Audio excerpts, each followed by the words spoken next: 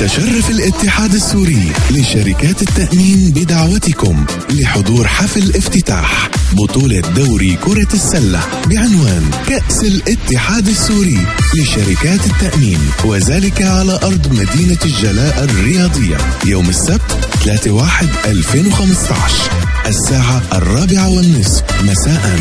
راعي الإعلامي فيوز FM، الصوت بيضل عالي.